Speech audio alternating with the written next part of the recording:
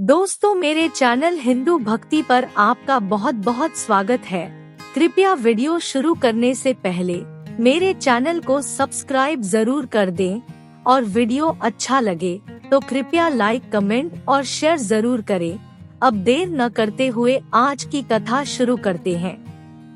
दोस्तों, गांधारी गंधार देश के सुबल नाम के राजा की कन्या थी। गंधार की होने के कारण उसे गांधारी कहा जाता था। गंधार आज के एक अफगानिस्तान का क्षेत्र था जिसे आज कंधार कहा जाता है। गांधारी के भाई का नाम शकुनी था। शकुनी दुर्योधन का मामा था। वहीं गांधारी हस्तिनापुर के महाराज धृतराष्ट्र की पत्नी और दुर्योधन और कौरवों की माता थी। लेकिन दोस्तों, आइए जानते हैं गांधारी के कुछ ऐसे रहस्य जिसे आप शायद ही जानते होंगे। नंबर 1, इच्छा के विरुद्ध विवाह। कहते हैं गांधारी ने धृतराष्ट्र से मजबूरी वश विवाह किया था। इसका कारण भीष्म थे।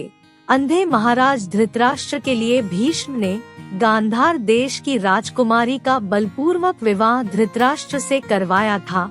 नंबर 2, धृतराष्ट्र से पहले गांधारी का बकरे से विवाह की विदिंती के अनुसार ऐसा माना जाता है कि गांधारी का विवाह धृतराष्ट्र से करने से पहले ज्योतिषों ने सलाह दी कि गांधारी के पहले विवाह पर संकट है, इसलिए इसका पहला विवाह किसी और से कर दीजिए, फिर उसके बाद धृतराष्ट्र से करें। इसलिए ज्योतिषों के कहने पर गांधारी का पहला विवाह एक बकरे से करवाया गया था। बाद में उस बकरे की बलि दे दी गई। कहा जाता है कि गांधारी को किसी प्रकार के प्रकोप से मुक्त करवाने के लिए ज्योतिषों ने ये सुझाव दिया था। इसी कारणवश गांधारी प्रतीक रूप में विधवा मान ली गई और बाद में उनका विवाह धृतराष्ट्र से कर दिया गया। नंबर 3, इस संबंध में 2 कथा है। पहली ये है कि गांधारी को पहले से ही पता था कि उसका होने वाला पति अंधा है। दूसरी ये है कि विवाह के बाद जब उन्हें पता चला कि मेरा पति अंधा है तो वो सन्न रह गई थी। उसने माना कि मेरे साथ धोखा हुआ है, इसलिए उसने अपनी आंखों पर पट्टी बांध ली। पहली कथा के अनुसार गांधारी ने पतिव्रत धर्म का पालन करते हुए अपनी आंखों पर जीवन भर के लिए पट्टी बांध ली थी। इसी कारण गांधारी का संसार की पतिव्रता और महान नारियों में विशेष स्थान है। नंबर 4, जब धृतराष्ट्र को गलतफहमी हो गई कि गांधारी एक विधवा थी, ये सच्चाई बहुत समय तक कौरव पक्ष को पता नहीं चली। जब ये बात महाराज धृतराष्ट्र को पता चली तो वो बहुत क्रोधित हो उठे। उन्होंने समझा कि गांधारी का पहले किसी और से विवाह हुआ था और वो ना मालूम किस कारण मारा गया। धृतराष्ट्र के मन में इसको लेकर दुख उत्पन्न हुआ और इसका दोषी उसने गांधारी के पिता राजा सुबल को माना। धृतराष्ट्र ने गांधारी के पिता राजा सुबल को पूरे परिवार सहित कारागार में डाल दिया। कारागार में उन्हें खाने के लिए केवल एक व्यक्ति का भोजन दिया जाता था। केवल एक व्यक्ति के भोजन से भला सभी का पेट कैसे भरता? ये पूरे परिवार को भूखे मार देने की साजिश थी। राजा सुबल ने ये निर्णय लिया कि वो ये भोजन केवल उसके सबसे छोटे पुत्र को ही दिया जाए ताकि उसके परिवार में से कोई तो जीवित बच सके, और वो था शकुनी। ये भी कहा जाता है कि विवाह के समय गांधारी के साथ उसका भाई शकुनी और आयु में बड़ी उसकी एक सखी हस्तिनापुर आई थी और दोनों ही यही रह गए थे। नंबर 5, गांधारी भगवान शिव की परम भक्त थी। शिव की तपस्या करके गांधारी ने भगवान शिव से ये वरदान पाया था कि वो जिस किसी को भी अपने नेत्रों की पट्टी खोलकर नग्न अवस्था में देखेगी, उसका शरीर वज्र का हो जाएगा युद्ध से पहले। ऐसे में गांधारी ने अपनी आंखों की पट्टी खोलकर दुर्योधन के शरीर को वज्र का करना चाहा, लेकिन कृष्ण के बहकावे के कारण दुर्योधन ने अपने गुप्तांग को पत्तों से छिपा लिया था, जिसके चलते उसके गुप्तांग और जांघें वज्र के समान नहीं बन पाई। इसी कारण अपने प्रण के अनुसार ही महाभारत के अंत में भीम ने गदा से दुर्योधन की जांघ पर प्रहार किया और दुर्योधन मर गया। नंबर 6, गांधारी पुत्रों को कौरव पुत्र कहा गया, लेकिन उनमें से एक भी कौरववंशी नहीं था। धृतराष्ट्र और गांधारी के 99 पुत्र और एक पुत्री थी, जिन्हें कौरव कहा जाता था। गांधारी ने वेदव्यास से पुत्रवती होने का वरदान प्राप्त कर लिया था।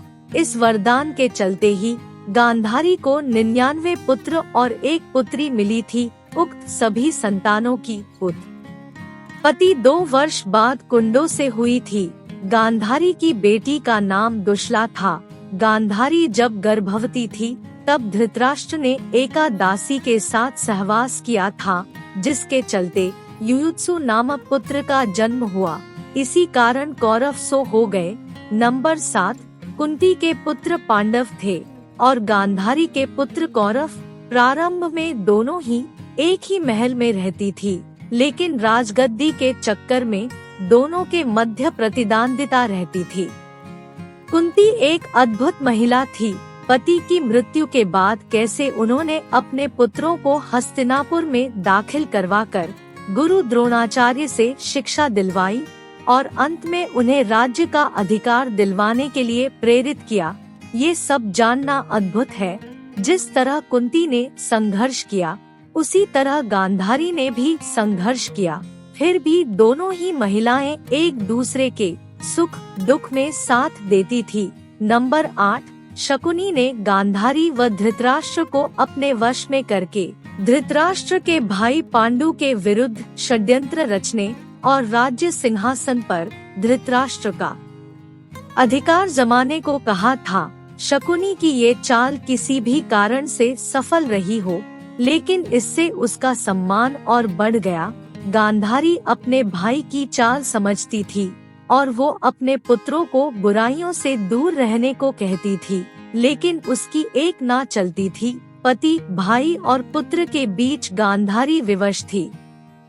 नंबर 9, श्री कृष्ण को श्राप। गांधारी के सभी 100 पुत्र महाभारत के युद्ध में मारे गए। अंत में दुर्योधन का जब भीम ने वध कर दिया।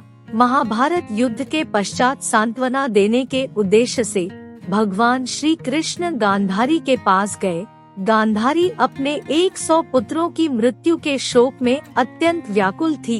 भगवान श्री कृष्ण को देखते ही गांधारी ने क्रोधित होकर उन्हें श्राप दिया कि तुम्हारे कारण जिस प्रकार से मेरे 100 पुत्रों का नाश हुआ है, उसी प्रकार तुम्हारे वंश का भी आपस में एक दूसरे से लड़ने के कारण नाश हो जाएगा। भगवान श्री कृष्ण ने गांधारी को कहा, देवी, मैं आपके दुख को समझ सकता हूँ।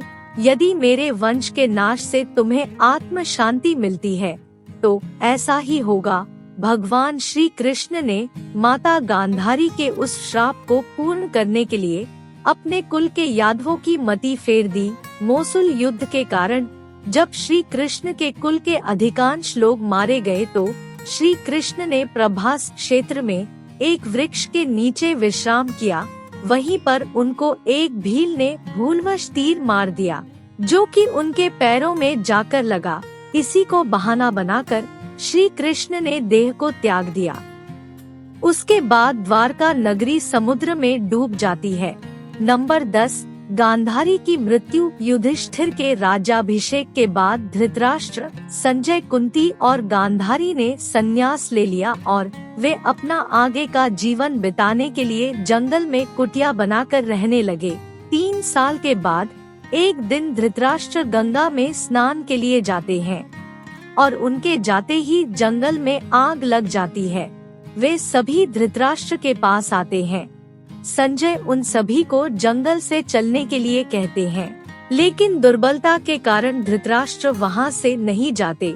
गांधारी और कुंती भी नहीं जाती। तब संजय अकेले ही उन्हें जंगल में छोड़कर चले जाते हैं। तब तीनों लोग आग में झुलसकर मर जाते हैं। संजय उन्हें छोड़कर हिमालय की ओर प्रस्थान करते हैं, जहां वे एक सन्यासी की तरह रहते हैं। बाद में नारद मुनि युधिष्ठिर को ये दुखद समाचार देते हैं। युधिष्ठिर वहां जाकर उनकी आत्म शांति के लिए धार्मिक कार्य करते हैं। दोस्तों, वीडियो कैसा लगा कमेंट करके जरूर बताएं और चैनल को सब्सक्राइब भी करें।